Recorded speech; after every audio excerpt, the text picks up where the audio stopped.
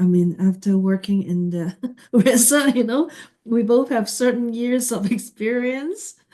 No spring chicken anymore. And I can tell you my design ego has been crushed a long time ago. Now, has to be about users, right? They has to be useful for people who use them every day. When you're designing something, you cannot be thinking, oh, let me do this first and then I get that into it and then I get another, element into it. It's not that way. It's got to be, you got to look at it holistically, and you got to design. I mean, that's I would do, and I believe Angela would agree to what I'm saying. This technology changed us. We don't see single line, definitely. We don't see two-dimensional. I love it that now our young designer must think three-dimension. Must think three-dimension. The software is actually forcing us to do that. It's a good thing. The common areas are done. Then we have the lift banks going right up to maybe the first level that is there, and those lifts terminate. Then the next one goes up to their next level and terminates and beyond. So we've got 3 banks designed in this entire project.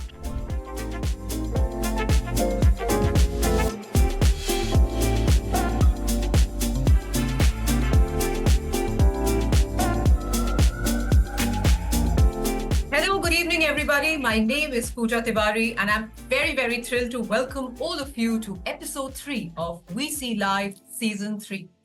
We See Live is brought to you by the Godrej Value Co-Creators Club, an initiative by Godrej Locks and Architectural Fittings and Systems. The Godrej Value Co-Creators Club was established 3 years ago as a dedicated platform to nurture the architectural and interior design community. For those joining us for the first time, you can sign up using the link in the chat box. To our returning members, a warm welcome. The club has grown to over 2,000 practitioners, continuing to strengthen each day. We host a variety of community-led initiatives, with VC Live being one of our flagship programs. Here's a quick look what GVCC is all about. Welcome to the Godrej Value Co-Creators Club, where innovation meets collaboration. GVCC is a unique platform for architects and interior designers to merge their creative visions with our innovative product offerings.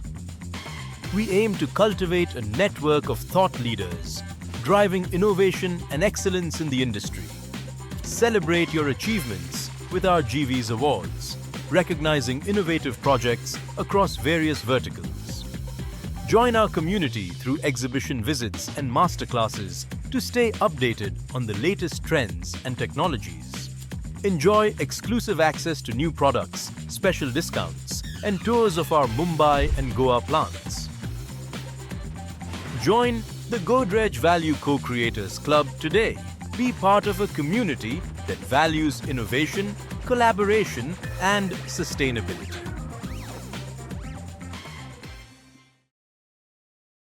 We See Live is a monthly series featuring interactive and educational conversations with leading experts in architecture and design. Our first season explored the nuances of conscious design, and the second season delved into smart living. As we move forward with Season 3, we are very excited to dive into insightful discussions under the theme Future Forward. This season, we aim to push the boundaries of architecture and design innovation, bringing you fresh perspectives that challenge the status quo. Future Forward sparks conversations that inspire, challenge, and evolve our understanding of design. It addresses the pressing need for sustainable, visionary, and technologically advanced solutions. Join us as we explore revolutionary ideas that will redefine our built environments, featuring insights from some of the most brilliant minds in architecture and design today. All right, now let's dive into today's topic for episode 3, and that is shaping spaces with purpose. In this session, we will explore how, beyond aesthetics, creating spaces that are both functional and meaningful. I'm honored to introduce our first distinguished speaker, architect Angela Lee. Angela is a partner and managing director at HKS Singapore.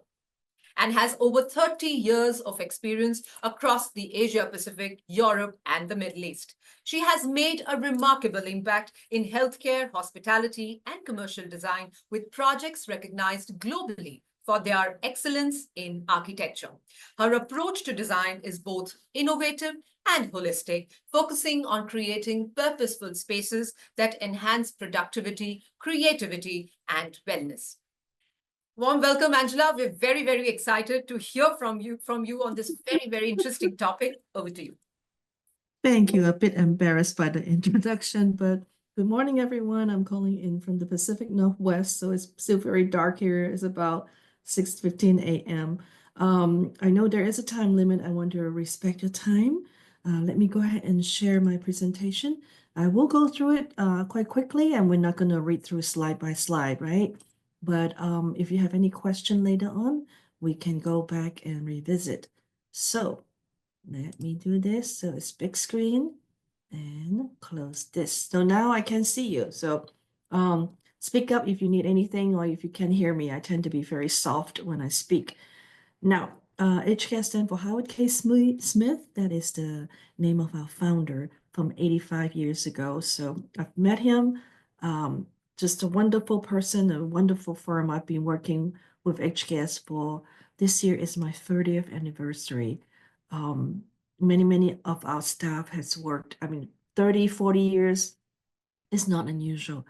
The latest new is globally, we'll rank top 2 in health and healthcare projects, sports and hospitality. The ranking just came up about 2 weeks ago. We have earned through the years more than 1,000 design specific awards, over 57.5, we're being very specific, of our work currently in design and under construction in just 1 year, only 2023, in 27 countries. And we have certified, registered 163 million of LEED certified space, sustainable space. We do have a lot of offices around the world, but in Asia Pacific, within Asia, the closest office is actually in New Delhi and then Singapore.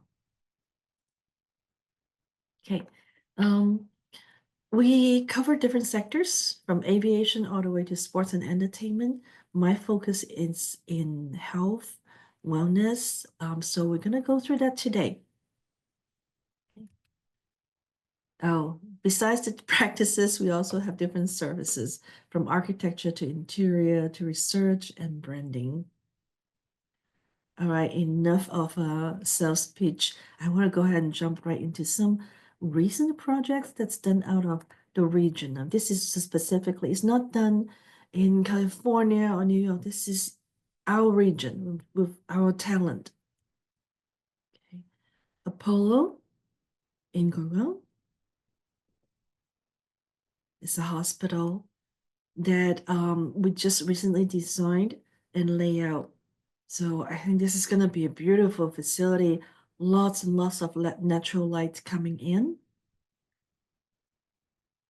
Another Apollo project in Chennai.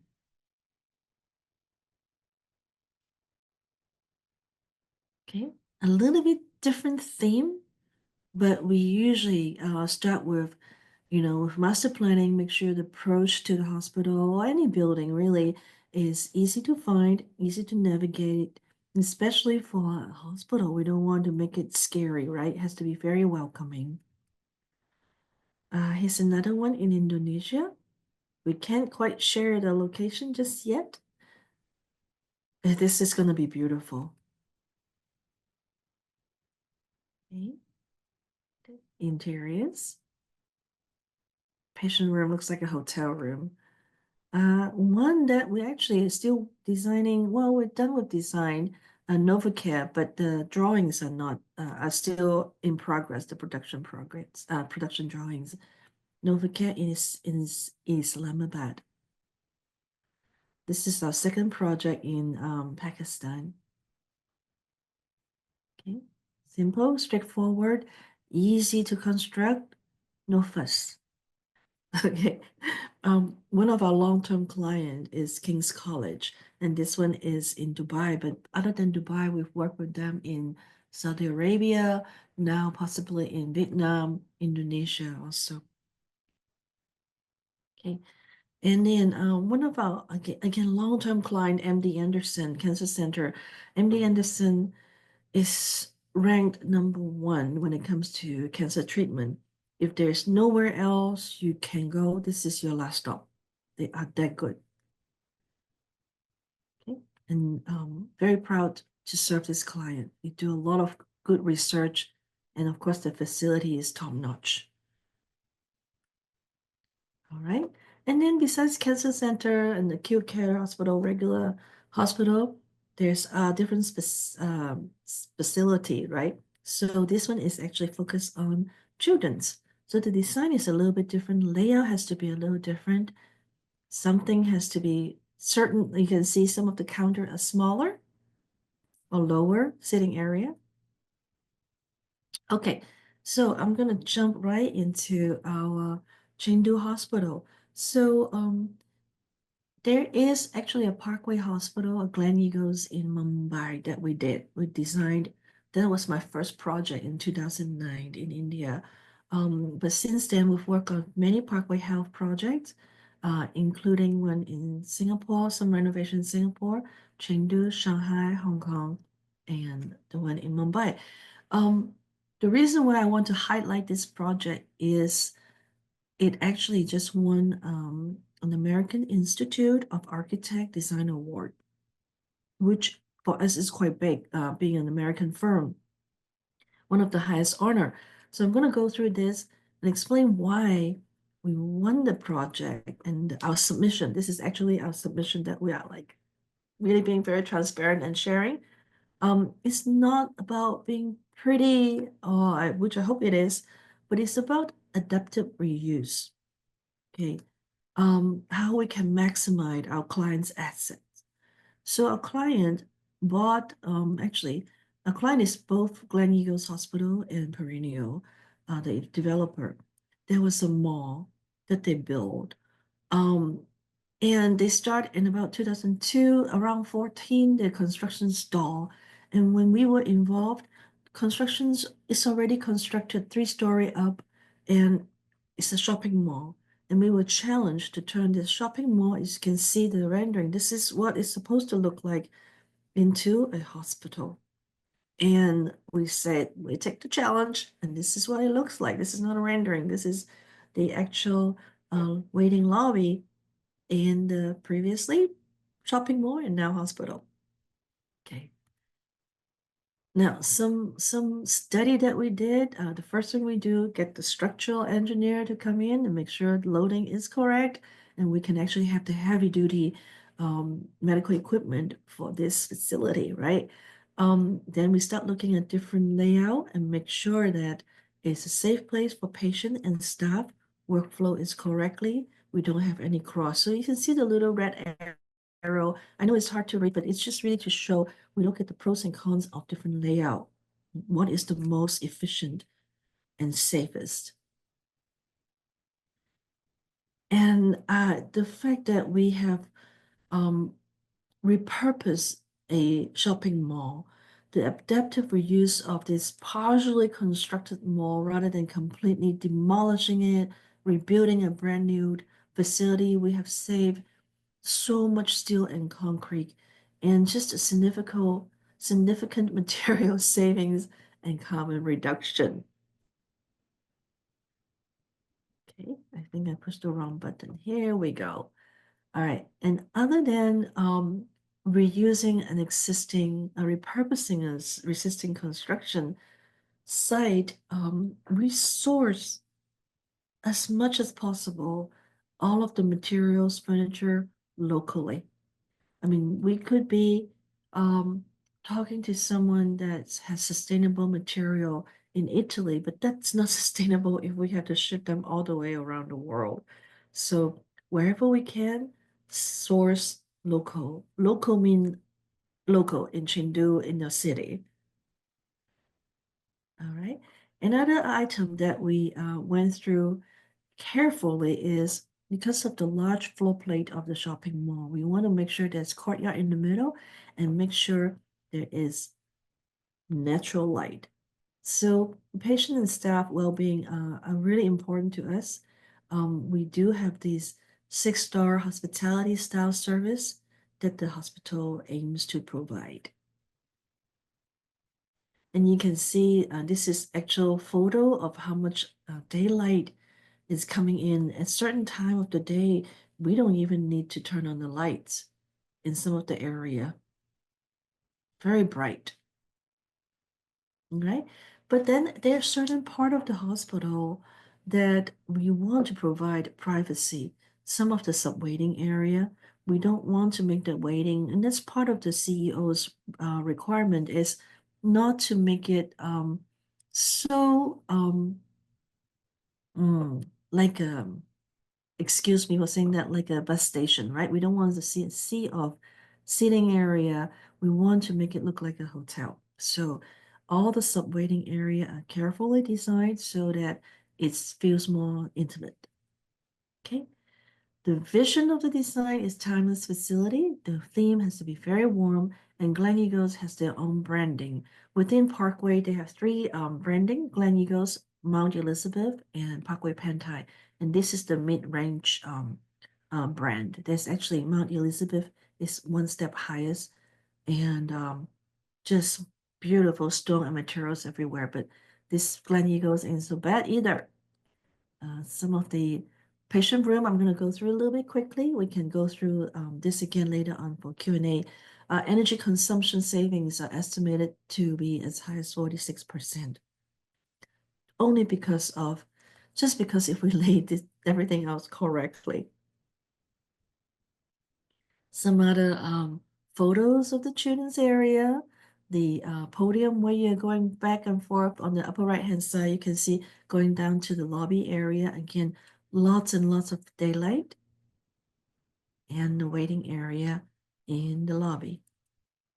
One last thing, we do want to make sure we have equitable communities. We actually, in a private hospital facility, the public typically are discouraged from walking in, but we want to make them feel very, very comfortable and the place being inviting.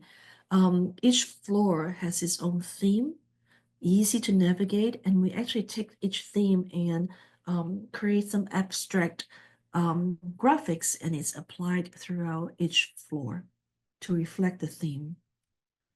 We also invited local artists, so wherever we go, we don't want to have cookie cutter design. We want to invite the local community to participate. And that's one of the art in the VIP room. Furniture is locally sourced. And I think that's the end of my presentation. Thank you so much, Angela, for such amazing works, especially all the hospitals that they were so rejuvenating. And I think the focus here clearly was on well-being of not only the patients, the family members, but also the staff members. So thank you so much for creating such warm facilities. Thank you. Thank you. All right, after such an encouraging presentations, it's my pleasure to introduce our second speaker, architect Reza Kabul, president of ARK Reza Kabul Architects. Architect Reza founded his practice in 1988, and today his firm has grown to be a leading name in sustainable design with offices in Mumbai, Pune, and San Francisco. His approach to design combines cutting-edge technology with a deep commitment to sustainability, delivering innovative solutions for large-scale projects across hospitality, commercial, and urban sectors. His work has become synonymous with quality living, driven by a holistic design philosophy. A warm welcome, Reza sir. We're very, very excited to hear your thoughts on shaping spaces with purpose. Over to you.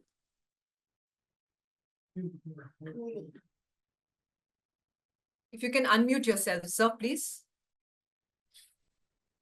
Hi, thank you, Pooja, for the introduction.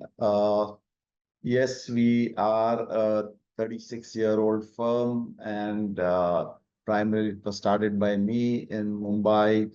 And we have been working on projects globally, not as large as HKS, but we are getting there. It's 36. So when we are the same age as HKS, we would be in the same position, or maybe I aim to be larger.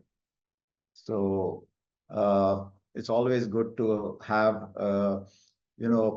optimistic view, Yes, sir. and I think I'll get there. We'll get Absolutely, there. sir. That's myself, and as I said, office in Mumbai, Pune, Ahmedabad, and San Francisco. We are 150 professionals, and we do architecture, interior designing, master planning, industrial, hospitality, commercial, educational, residential, and interiors. So we have our design philosophy, and that is, liberating spaces. We believe that, we should not have any barriers between the indoor and the outdoor spaces. And we try to bring in all our projects, we try to bring the inside with the outside and make it seamless so that we get enough light into the room, and whatever the green spaces are, we bring it into the room as well. So we do all kinds of this thing, and that is something like we do architecture, we do a lot of high-rise projects, we do interior designing, that's a lot of hospitality, and so we do architecture, interior designing, and master planning. So we are members of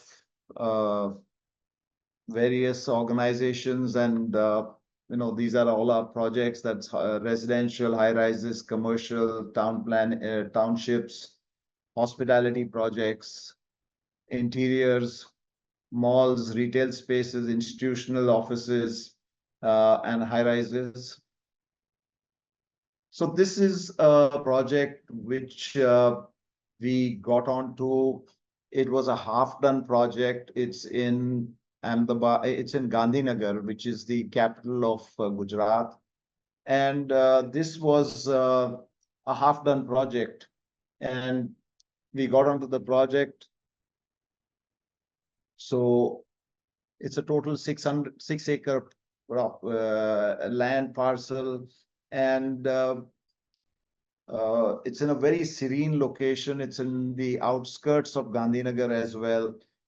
Now, the project was started as a hotel, but there was no proper planning. There was a lot of flaws in the project, and the project got shelved for almost 8 to 10 years. And we got onto the project. So the client's brief we took, and the client was to give it to an operator, and that was Taj. So looking at the location, we went in for a wellness project. And these are all the end products, the pictures of the project. We have almost 40,000 square feet of wellness, and people come here and stay. They have therapy rooms, they have treatment rooms. So you can come here for an 8-day program, a 15-day program, and so on, whatever you So you stay here, they give you a diet program. You can have any kind of illnesses there. You can get the treatment done, or if you want to do a weight reduction, you can take care of the entire thing over here. So it's a very sustainable project. Firstly, because the clients bought a windmill, and we started using the windmill energy for energizing the entire project. That's the layout of the project. We have the entire lobby and the arrival experience and everything that is there. It's very interesting. Then the entire basement was converted into a wellness area. And when we did that, we wanted to bring in some natural light as well into the wellness area, because it was in the basement and it's not very pleasing to be in the basement all the time. So we did a lot of cutouts of the ceiling and we got in natural light and we made the place very interesting. So if you look at the images, these are some of the images before on the top, and the images down are the after completion, what we handed over to the clients. So keeping the same structure, uh, we refurbished the whole thing and we reused the whole thing, not pulling the structure down, not so that's why we call it more sustainable, because we reuse the entire thing. The flooring was done as well, marble flooring. So we reused the marble flooring and we enhanced it by giving it some different kind of patterns in between. This is another project, it was a competition in the gift city in Gujarat. And this is a financial tech hub. Here it's got kind of institutions and it's got some startup companies, then it's got accelerating companies.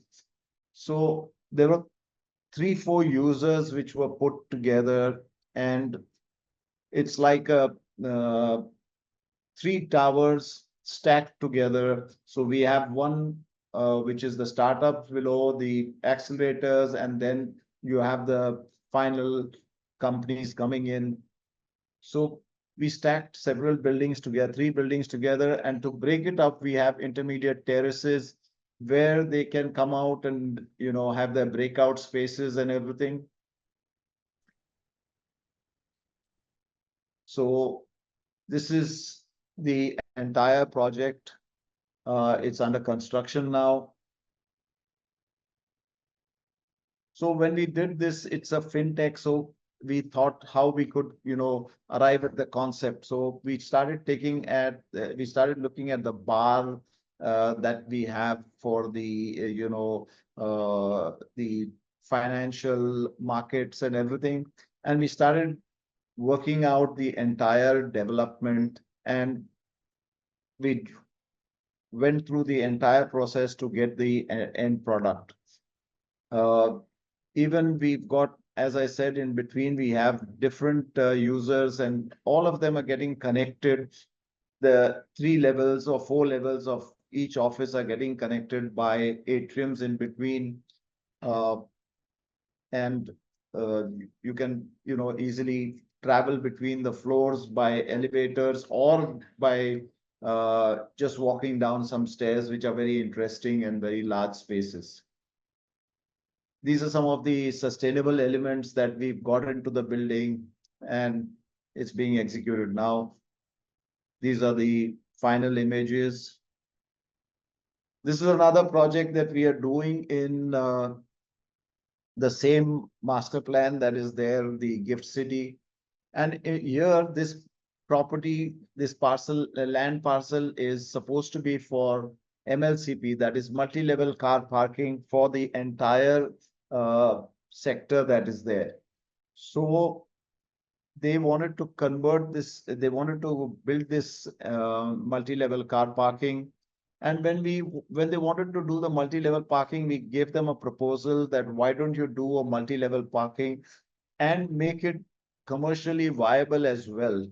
So we put the parking all in the basement for the entire sector, and we did retail for 3 levels. Above that, we've got parking levels for the towers that we proposed. We've got 2 towers. One is a commercial tower, the other one is a hotel tower, and in between we have the that's the whole process how we got to the I don't think we've got too much time, but so we have the hotel and the office blocks, and then we put in a restaurant which is there, which connects the 2 towers in between the commercial and the hotel project. So these are some of the sustainable elements and the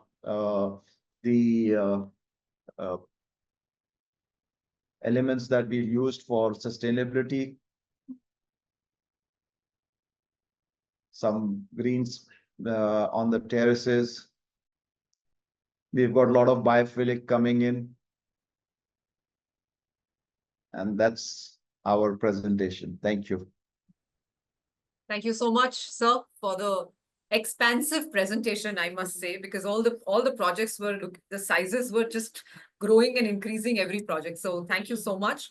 And of course, a big thank you to Angela and Reza sir for those inspiring presentations. It's fascinating to see how both of you are redefining architectural design with such unique and thoughtful approaches. So before we move on to our discussion, I would remind our audience that we will have a Q&A session after the discussion. So in case you have any questions, you can post it in the Q&A tab, which is in the below panel. You can see a Q&A tab. You can quickly post some questions for both of our speakers. We will take a couple of them after the discussion. Now let's dive deeper into today's topic and hear from both of our speakers. I would request Reza sir to kindly share your thoughts first on shaping spaces with purpose and how design can balance aesthetics with functionality. Sir. So thank you, Pooja. Functionality is very important. It's the most essential thing in design. If you design something which is not functional, it may be aesthetically appealing, but if it's not functional, that building is of no use.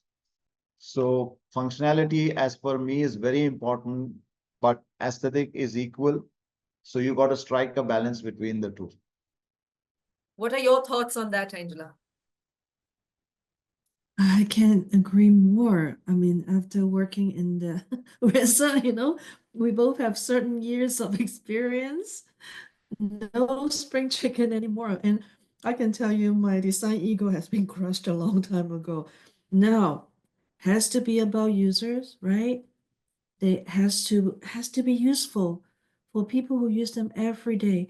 Even if we spend 10 years working on this, there are people who is gonna be there for the next 50 years. It's not about the architect, it's not about us. Every map, we map the patient journey, we map the journey from parking, not just the entrance, from not even parking lot. It's from the day you register, how all the experience from beginning to the end, who are you interacting with? We understand those steps first, right, Reza, before we design. So it's not like, oh, I think this building should look like this, is beautiful, and figure out what's going on inside. When I hear your presentation, I totally get it. And I also have many questions for you. You said, Reza, there are like 3 different stakeholder, different client. The first thing I say, oh my God, I don't know how you do it. Stacking 3 function, right, on top of each other. Right. I would like to hear more about, if I'm allowed to ask some question myself. Sure, why not? How do you deal with it? How do you deal with 3? It's so difficult to connect the 3. So as I say, we are architects. And as architects, we can build anything.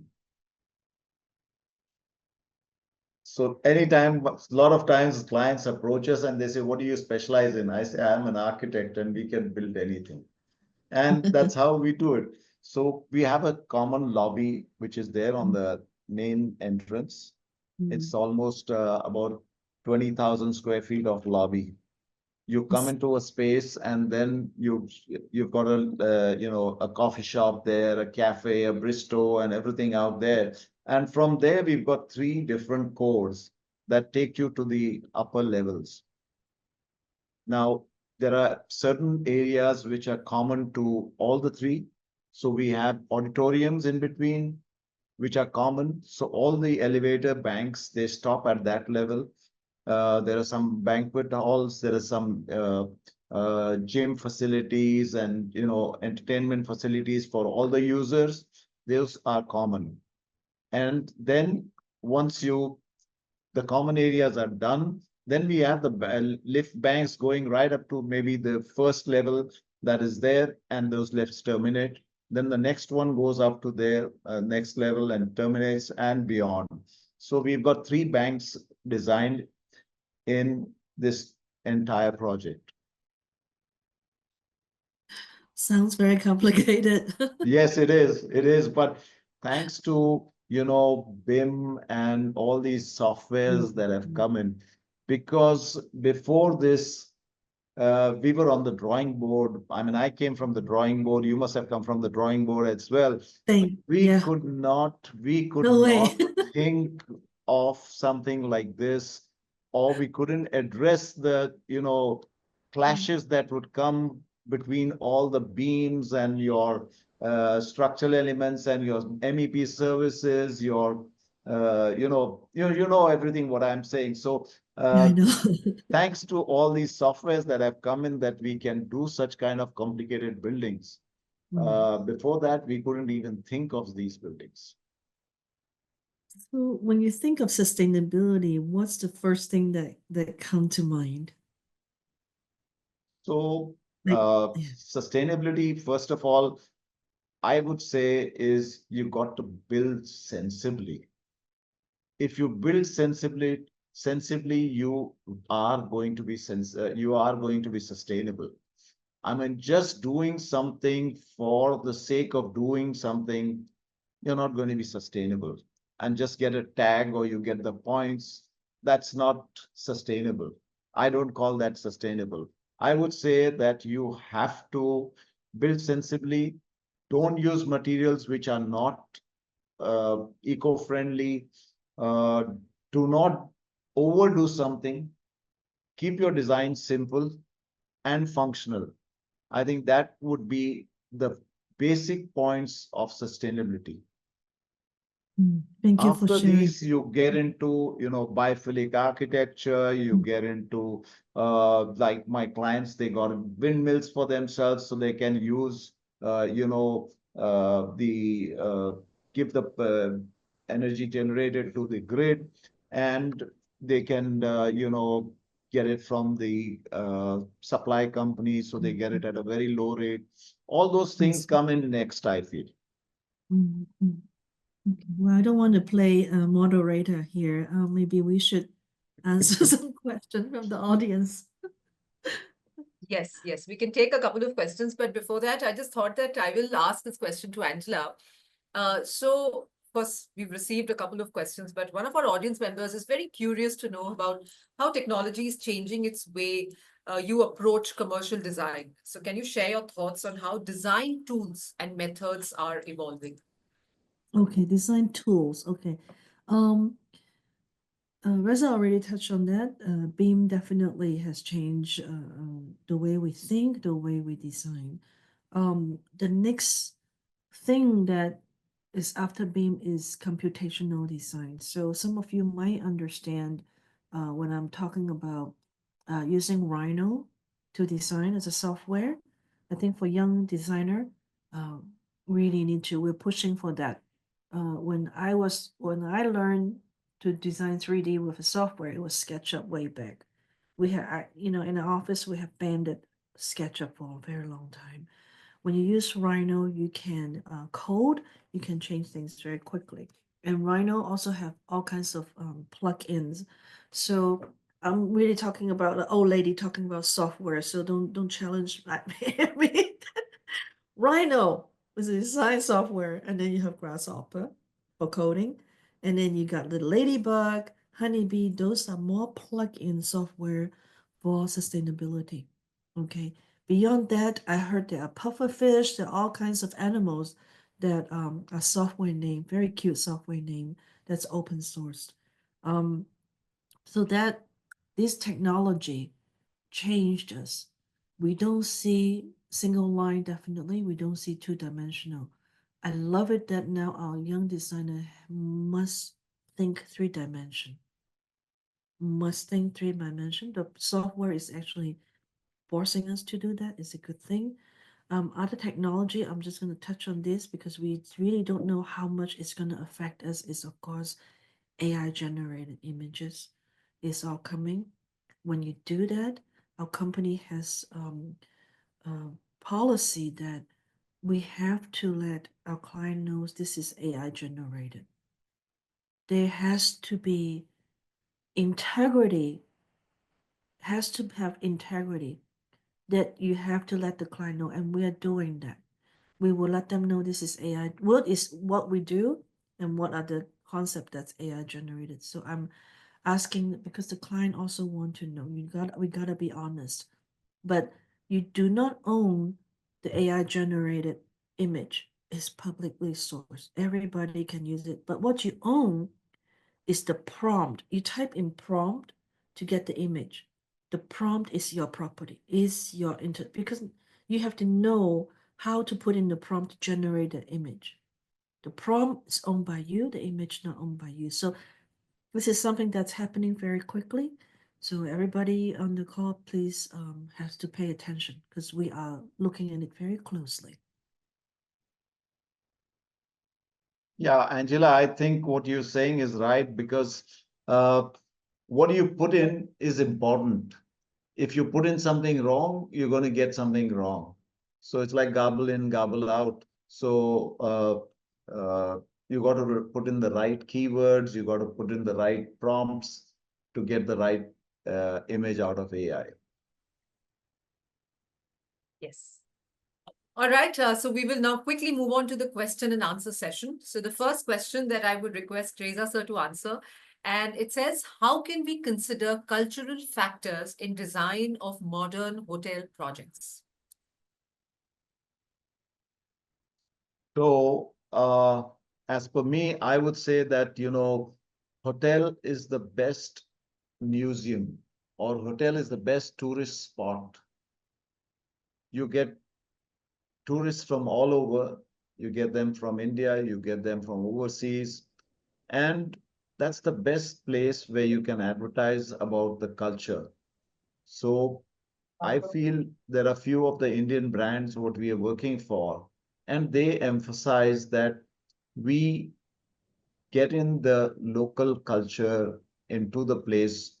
It's not like a lot of the international brands that do not abide by that. They say this is our prototype and you got to follow the prototype. If it's in London, if it's in New York, it's in SFO, it's in San Francisco, or it's in India. So when I get into the hotel, it should speak where I am. It should not be that if I'm staying in the hotel in San Francisco or I'm staying in a hotel in India, it's the same. What's the difference then? I might as well stay in San Francisco. I might as well stay in India. The local culture should be a part of the hotel so that the person who visits, and hotel is the best place where it can speak about culture. So it's very important as well. Absolutely well said, sir. Moving on, let's move on to the next question, and it's for Angela. It says, some key principles to note for designing healing spaces of hospitals. Healing spaces, as we know, and actually we've done some brain health study with the Center of Brain Health in Dallas, but one of the item I'm really stating the obvious. We all connected to nature. May it be green nature. I'm connecting to blue nature here of the water. Please try to bring in, as Reza has done in your project too, as much nature, natural light as possible, right? View we cannot control is the location, but please try to. Sometimes it doesn't, if it's designed right, it doesn't cost extra. The placement of the building facing the right direction, looking at the wind study and the sun angle study. I don't want to go on and on to about the obvious, but that is the baseline. Get that right first before we try to do anything funny. Thank you so much. Moving on, this question is for both of you. It's by Mr. Tirth Kiroya. He's saying, Firstly, he's thanking both of you for the insightful session. And his question is, when shaping spaces, do you prioritize heritage and cultural context as the foundation? Or do you first consider factors like FSI, FAR, and then incorporate sustainability and other values later in the process? Reza, you want to go first? Uh, I would say, thanks, Angela. I would say that, you got to keep everything in mind. It's the entire package that you have to consider. You cannot be taking them, you cannot be taking your heart out of your body, or you can take out your lungs out of your body. It's a, entire body. And you have to look at it as an entire package. When you're designing something, you cannot be thinking, oh, let me do this first, and then I get that into it, and then I get another, element into it. It's not that way.